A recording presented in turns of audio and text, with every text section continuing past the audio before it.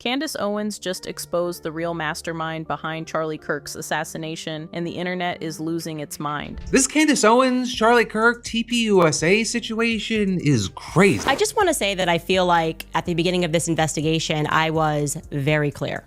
I said there will be no fakeness and there will be no gayness in this investigation. And apparently there were some people who did not take me seriously or literally, because there are a lot of little lies being told, right? Charlie gets assassinated, and the very people who were threatening him reputationally and financially are now trying to memorialize. Guys, this story is wild. From accusations of a secret billionaire being involved in eliminating Charlie to allegations that people within Turning Point USA were allegedly behind the entire thing. Candace Owens left no stone unturned. So buckle up, people, because the story I'm about to spill is so wild that many are now saying Candace Owens might be in serious danger. Accepted, all lies will be revealed, and we're going to help. Now, the simmering scandal surrounding Charlie Kirk's death has exploded with a new nuclear allegation from Candace Owens, and it's sending shockwaves through the entire conservative movement. Candace Owens isn't just questioning the investigation anymore. She's leveling a direct criminal accusation. Candace is now publicly claiming that the leadership of Turning Point USA betrayed Charlie Kirk, leading directly to his murder. But she didn't stop there. She pointed a finger at a shadowy, powerful force behind it all, a secret French-American billionaire donor. Guys, the implications of her claims are staggering. Owens has moved past suggesting a mere cover-up and is now alleging active, lethal betrayal from within Charlie's own organization. This frames key figures from the board to his inner circle, even his wife, who is now the CEO of Turning Point. Guys, according to Candace, they were not innocent bystanders with poor judgment. Rather, they were potential accomplices to an assassination. So,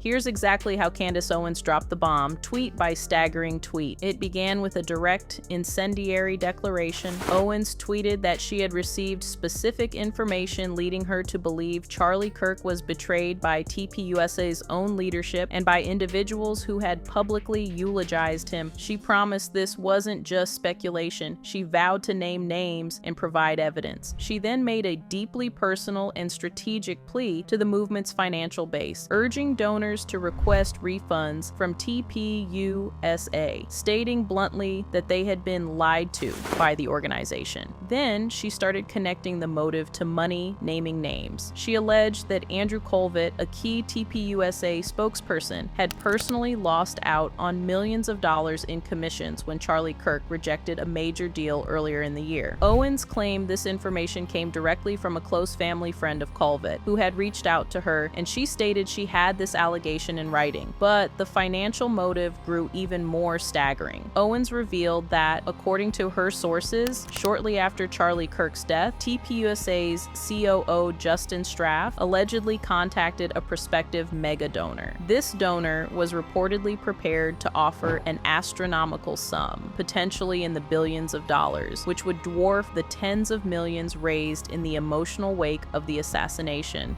These ladies told me that this donor actually had a pretty big piece of bait on the hook for Turning Point USA. We're not talking like, oh, a check that's going to be reeled in for $5 million or $10 million or $50 million or like the $90 million that Turning Point USA raised in the first couple of weeks following Charlie's assassination.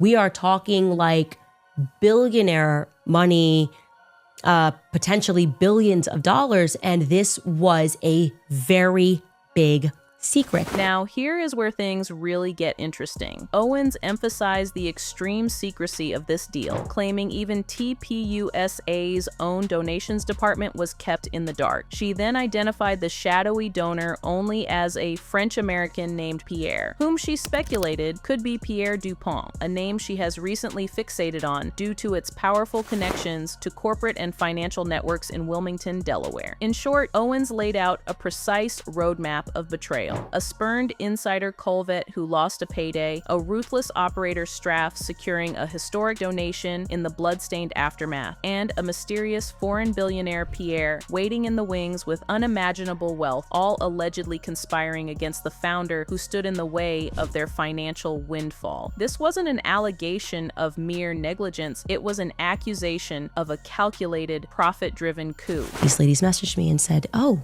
you figured it out. It's Pierre Dupont.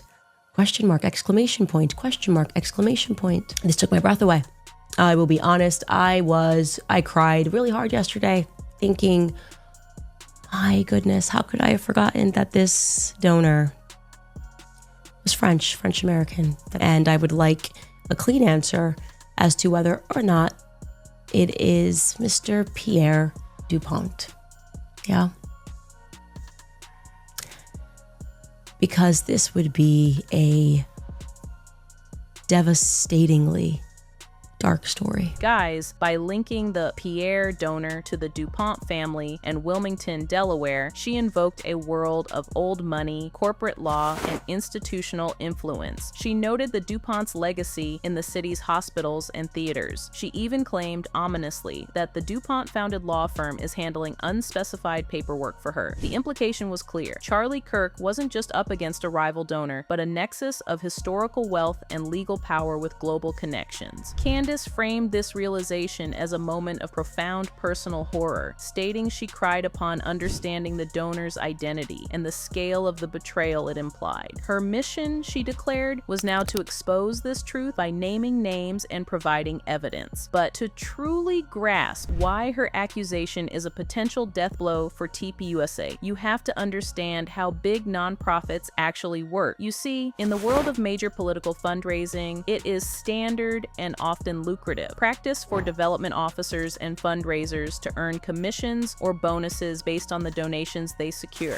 The executive directors of large nonprofits can command salaries in the millions. Fundraising isn't just activism, it's a high-stakes sales job. This is why Owens's claim about Andrew Colvet losing out on millions is not a minor detail. It's the core of the motive. She is alleging that Charlie Kirk's principled decision to reject a deal, like the one with Netanyahu, didn't just change policy, it directly wiped out a massive personal payday for a key insider. Similarly, the alleged posthumous pursuit of a $1 billion Pierre donation represents the ultimate payday, a transaction of such magnitude that it would redefine the organization and enrich those who secured it. Owens is no longer just alleging a cover-up of a crime. She is accusing TPUSA leadership of committing the ultimate sin in the world of institutional politics, sacrificing their founder and his principles for personal and organizational financial gain facilitated by shadowy billionaire interests. She's arguing that the movement has been monetized and that Charlie Kirk was removed for being a roadblock to the transaction. In the process, she's turning the entire donor base into a jury, asking them to decide if they funded a movement or an assassination. Now, the reaction to Candace Owens's explosive allegations has ripped the online right in two, creating a stark divide over her motives and the truth itself. On one side, a legion of loyal followers has fully embraced her narrative. They view her as a courageous truth teller and the last guardian of Charlie Kirk's legacy, bravely confronting a powerful, corrupt institution to expose a dark conspiracy. To them, her call for donors to demand refunds is a righteous act of financial sabotage against a leadership they believe betrayed its founder. On the other side, a growing chorus of critics, including many within the same conservative ecosystem, is pushing back hard. They accuse Owens of making staggeringly serious claims without presenting verifiable evidence, thereby damaging the very movement and organization Charlie Kirk built. From this perspective, her plea for donor refunds is seen as an act of sabotage that disrespects Kirk's memory and undermines his life's work. These critics argue she is exploiting the tragedy for personal clout and financial gain, motivated by a well-documented personal resentment over being sidelined by Kirk and TPUSA in recent years. This accusation implication of financial motive brings us to a critical, often overlooked piece of context. As highlighted in a recent Fortune article, Candace Owens is not just a commentator. She runs a multi-million-dollar media empire. Right-wing podcasters of her stature operate in an economy where provocation directly translates to profit. Estimates suggest Owens can command between $50,000 to $175,000 for a single sponsored segment in one of her episodes, with multiple such reads per show. This creates a powerful financial incentive. Highly provocative, conspiracy-adjacent content drives massive engagement, more views, more downloads, more controversy. That engagement, in turn, justifies premium advertising rates and sponsorship deals. While this doesn't disprove her claims, it provides a crucial lens through which to view the business model behind the bombshells. Her allegations aren't just a quest for justice, they are also premium high-stakes content in a marketplace that richly rewards stirring outrage and commanding attention. The battle, therefore, is not just over what happened to Charlie Kirk. It's a meta-war over narrative control, financial influence, and the soul of the movement he left behind. One side sees a martyr betrayed, the other sees a legacy being cannibalized for clicks and cash. Anyway, amidst the firestorm, a crucial debate has emerged that goes beyond who did it to examine the validity and consequences of the accusations themselves. Owens has relentlessly questioned the security around Charlie Kirk, framing any lapse as potential proof of complicity from within. However, security and intelligence experts, along with many insiders, push back on this leap. They argue that security failures, especially for a high-profile, constantly traveling figure at public events, are tragically common and rarely indicate an inside job. The logistical nightmare of secretly orchestrating an assassination involving multiple conspirators across a security team is, they note, a vastly complex undertaking, often more at home in fiction than in reality. Her allegations have not uncovered a unified truth so much as they have exposed deep, fracturing divisions. Within conservative media and among TPUSA's own supporters, a civil war is brewing. Some believe Owens is exposing a rot that needs cleansing. Others see a cynical power play that is tearing apart the institution Kirk built. Insiders speculate on varied motives, that some within TPUSA fear they cannot succeed without Kirk's charisma, while others, fundraisers, executives, stand to gain financially and in influence from his absence and the new donor alliances formed in the wake of the tragedy. This leads to the profound ethical implications at the heart of the controversy. Accusing an organization and named individuals of involvement in a murder is arguably the most serious charge one can level. Doing so without presenting what the wider public and legal experts would consider solid or concrete evidence can cause irreparable harm to reputations, destroy careers, and shatter personal relationships. Critics demand that if Owens possesses the evidence of a conspiracy she claims to have, she has a moral obligation to present it clearly to proper authorities rather than weaving a narrative of insinuation on her platform. Furthermore, her method, hinting at secret sources and written allegations, raises serious concerns. Publicly revealing or pressuring private sources can jeopardize not only future investigations, but also the physical and professional safety of those who have confided in her. It turns a quest for justice into a high-risk spectacle. In essence, the battle is now on two fronts, one about what happened to Charlie Kirk and another about the responsibility of those who claim to have the answers. The question is no longer just about betrayal within TPUSA, but about the damage that can be done in the name of exposing it. So tell me what you think about this whole drama in the comments, and don't forget to check out our other videos for even more drama. Till next time, bye.